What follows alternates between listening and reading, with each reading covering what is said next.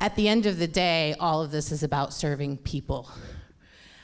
That's where I think each of our hearts are as we do our work each and every day. And so as we think about job quality and what it means, it's really about what it means for all of us in our community, right? It's what it means for all of our families. And as we think about immigrants and refugees, they're an incredible part of our community. As we look at the data from an organization called New American Economy, we see that immigrants and refugees represent 24% of San Diego County. That's nearly a fourth of our community members, our neighbors, our colleagues, our friends, right? And when we think about what that means in economic terms, that's representing something like 7.5 billion in taxes paid. That's 20 billion in earning power. That's a significant piece of our economy. That's something that needs to be part of any strategy we have for how we serve our workforce. And this is something that hits incredibly personally for me. I'm the spouse of an immigrant engineer who came to the US after living through 10 years of civil war in his own country, and who struggled to find a job in the States with a degree speaking 3 languages. It was difficult to integrate into the community. And so when I look at data such as that from the Migration Policy Institute, and I see that something like nearly 2 million immigrants come in with college degrees and have not been able to fully integrate into communities. The impact that has is missing out on something like 39 billion in wages. This is something that means we're missing out as a community on that talent, right? We're missing out on businesses having inclusive growth as a result. But I think the best way to understand this is by hearing directly from individuals for whom have experienced this firsthand, right? That you have lived through this, and so they're gonna share personal stories, but I think there are pieces of this that we can learn from and be inspired by. So Dyna and Rahmatullah, I'm so happy to have you with us today. Dyna, can you share a bit about your personal journey coming to the US and to the point now of being a business owner? Yeah, thank you, Brooke. Good morning, everyone. So I migrated here from the Philippines 20 years ago. And when I came, I really didn't know what I wanted to do. But I got introduced into a senior care industry. So I started as a bathing aide in a large-scale facility. There's like 99 beds, and that was my first job. And coming here was not that easy, but the opportunities had been given, so I just grabbed it. As an immigrant, you just gotta have to grab whatever you can to survive. And 2 years after that, I was able to find another job to be a private caregiver. I was able to serve 2 awesome seniors that have made a huge impact in my life. And I just find myself that, wow, this is actually what I'm gonna be doing, serving the seniors. So when I got married, met my husband, who has been very supportive. He's here in the audience as well. We were able to acquire a facility, a 6-bed care facility, and me and my husband, we were the caregivers, and we started hiring caregivers. And for me to have no experience, I'm a high school graduate from the Philippines, but my driving passion is my ambition. I'm an ambitious, and coming here with just $35 US was a very brave move. And my mom, my dad were here, and my sister, so they accommodated me and helped me integrate into the workforce for whatever is available at the time. And growing my business from having 6 beds facility to another, I was able to see that there's actually a need in the senior care industry, and I want to be a part of the solution. And in 2015, later of 2015, I launched First Promise Care Services. It's a non-medical in-home care services that serves seniors in the comfort of their own homes. And again, I started that business with $500 plus me, going out and serving seniors. And I hired a caregiver, I hired a helper, and right now we have 60 plus employees that are serving and making a difference in the community of seniors. That's phenomenal. When we think about soft skills like grit and dedication, I think going from $35 or $500 to a business that's now supporting people is incredible. And Rahmatullah, your story is a little bit different, but you were providing an incredible set of support to troops in NATO prior to coming in. Can you share about your experience? Yes. Hello, everyone. So I started working for U.S. Army in Afghanistan, and prior to that, I was a volunteer with the United Nations Human Settlement Program. They call it UN Habitat. So I worked 4 years for U.S. Army, and then I migrated to U.S., and I started off after 6 months of being unemployed and juggling for jobs, and I started off for being a pizza delivery. However, I worked with the UN, and I missed another part. I worked for Afghanistan Chamber of Commerce, and I had a degree in business administration and a bachelor in business and associate in public administration. All education were foreigner education curriculums like from Europe and America. I've been taught in English, but when I got here, nobody just paid attention to that or trusted that experience and credential, and I have to start as a pizza delivery. And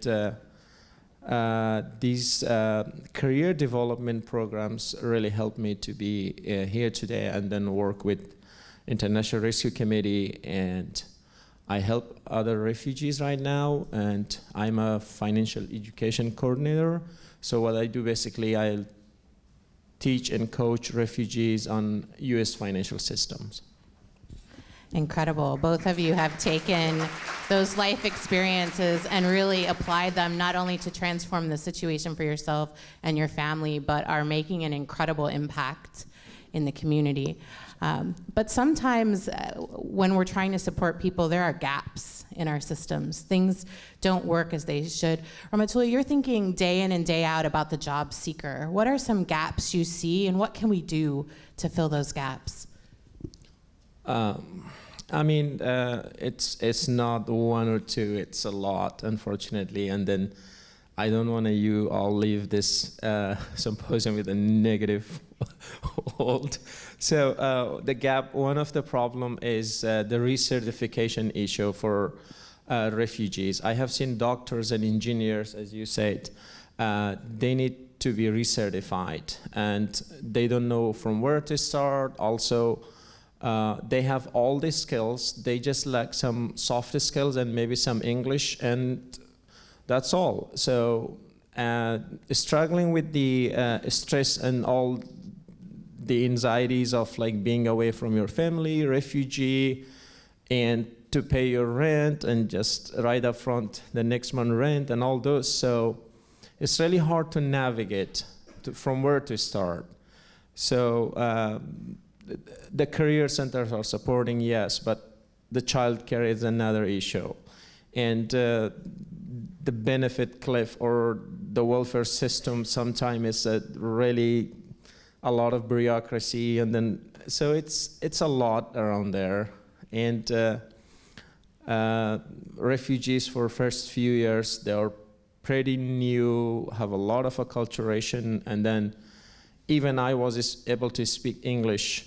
I was not able to speak the English, which is more soft and diplomatic with the culture acceptable in the US. I come from a culture background. I'm very straightforward in most of the cases, and that's creating a problem. So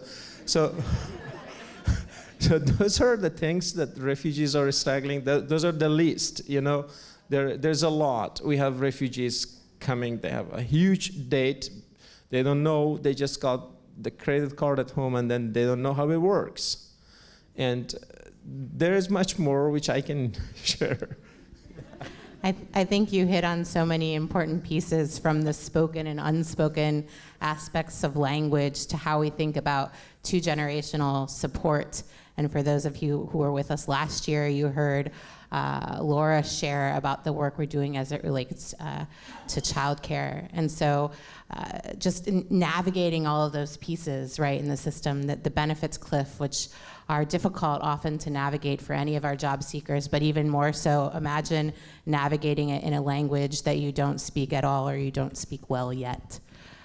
Just an incredible consideration. And for Dyna as an employer, right, you've come to the point of starting that business and you have a particular passion around helping other immigrants as part of that. But what do you see as challenges from the employer side, right, for how they tap into the skill sets of immigrants and refugees in the communities, and what more can they do? So one thing that one of the problem, I would say, is the communication. This is really big on whenever we send caregivers to clients' home, like if they can't understand English, it's gonna be like this, like they would call our office. And so we would, with that problem, it's very important that when we are screening our employees or a caregiver that would be applying, we want to make sure that they can understand English. And so this is the integration. So communication is very important. So if you want to be respected, both sides, it actually benefit both the employers, the clients, and the employees, the caregivers, if you don't know how to communicate. And so again, this is America. We are all here. We understand. We need to be able to understand each other, and communication, again, is a big factor. And of course, cultural skills. So I myself, I came from the third world country. This is so different from where I was raised. And we don't know how to operate, let's say, microwave. We didn't have that. So there's a lot of little things that we take for granted here. But these little things, little skills that we can actually teach our employees to learn so they can be effective in the workforce and be integrated well, and so they can become successful.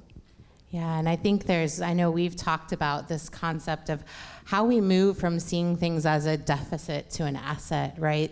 Those individuals who bring not only the grid of experience of everything that they've navigated through, but a second language, right? A cultural understanding for clients that you might be serving who are from other parts of the world, right? As true assets, and how we can look at that from an asset-based mentality of what people are bringing to the market. But the change around immigrant integration, there was phenomenal work that was done in a launch earlier this year, and many in this room were involved around a strategy for San Diego for immigrant integration. There's been some phenomenal efforts, right? But this is a place where all of us can play a role, right? Each of us can be change makers, whether we're educators, whether we're workforce practitioners, whether we're employers. What are one or two things, Rahmatullah, that you would encourage folks to think about what they can do as a change maker in this space? The most, or to pick two, it's hard, but one of the things, if you're an employer, please understand this, that a refugee who came through all this bureaucracy or complicated process and survived and resilient enough to establish their life, I think that will be a great asset for your business as well. So one of the number one thing you can find in a refugee is that resilience, an ability to start from zero ground again and again. Please remember that, and we should learn from bigger corporations that the CEOs are refugees, and the top employees are refugee. They may not be very soft and cheesy mouth speaking skill, but they have very good talent, could be profitable for your business.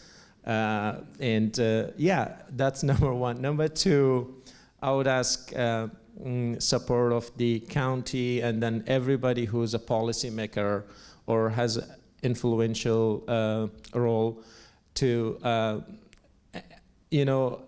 just smooth the path for refugees to get to the higher education or skills they need, or at least recertificate and then translate their skill or transfer their skills, and then their workforce. You can generate revenue simply. Dyna, what thoughts would you share about how members of the audience can be change makers in this space? I believe to be a change agent in any demographic, it's very important to value the person, value your employees, and focusing on creating a solution to elevate them where they're at. Thus, it would elevate your business as well to the next level.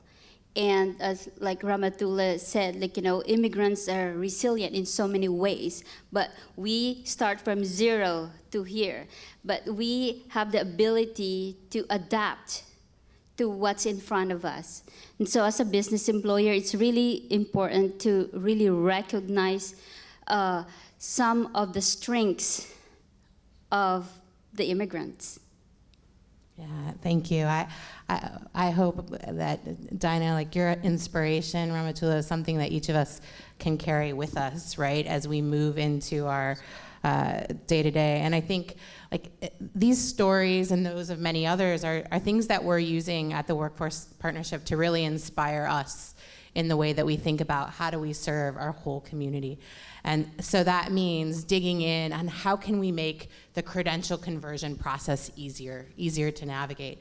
How can we make English language learning, working with wonderful partners like adult education, more accessible, more contextualized, right?